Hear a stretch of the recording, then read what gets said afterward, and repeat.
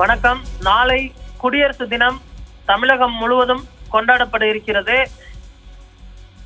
கோட்டையில் பார்த்தோமேனால் ஆளுநர் அவர்கள் தேசிய கொடியினை ஏற்றி வைத்து அணிவகுப்பு மரியாதையை ஏற்றுக்கொள்ள இருக்கிறார். இந்த நிலையில் பாரம்பரியமாக நடைபெறக்கூடிய தேநீர் விருந்திற்கு பல்வேறு கட்சிகளுக்கும் தொடர்ந்து அவர் அழைப்பு விடுத்து வருகிறார்.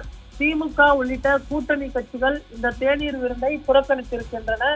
அதே போன்று திமுக சார்பில் முதலமைச்சர் அவர்களும் கலந்து கொள்ள மாட்டார் என்ற தகவலும் வெளியாகி இருக்கக்கூடிய நிலையில் நாம் தமிழர் கட்சியின் ஒருங்கிணைப்பாளர் சீமான் அவர்களுக்கு ஆளுநர் மாளிகையிலிருந்து அழைப்பானது விடுக்கப்பட்டிருக்கிறது. நேற்று தமிழக வெற்றி கழகத்தின் தலைவர் விஜய் அவர்களுக்கு அழைப்பு விடுக்கப்பட்டிருந்த நிலையில் தற்பொழுது நாம் தமிழர் கட்சியின் ஒருங்கிணைப்பாளர் சீமான் அவர்களுக்கும் அழைப்பானது விடுக்கப்பட்டிருப்பது குறிப்பிடத்தக்கது. இந்த அழைப்பினை நாம் தமிழர் கட்சி ஏற்றுக்கொள்ளாது, நாம் தமிழர் கட்சி புறக்கணிக்க போவதாக தகவல்களானது வெளியாகி இருக்கிறது. ஒருவேளை நாம் தமிழர் கட்சி சார்பில் யாரேனும் கலந்து கொள்வார்களா என்றும் இன்னும் அதிகாரப்பூர்வமாக அறிவிக்கவில்லை. ஆனாலுமே கூட நாம் தமிழர் கட்சி ஆளுநர் அழைக்கக்கூடிய தேநீர் விருந்தை புறக்கணிக்கும் என்ற தகவல் வெளியாகி இருக்கிறது.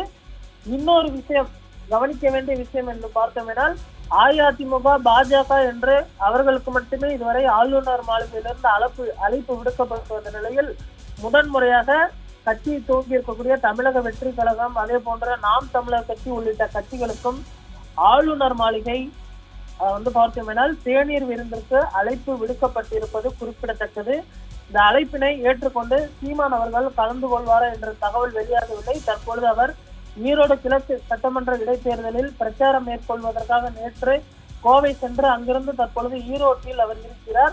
ஈரோடு பிரச்சாரத்தில் தீவிரமாக இருந்து வரக்கூடிய அவர் நாளைய தினம் ஆளுநர் அளிக்கக்கூடிய தேநீர் விருந்தில் கலந்து கொள்வாரா என்பதே சந்தேகமே.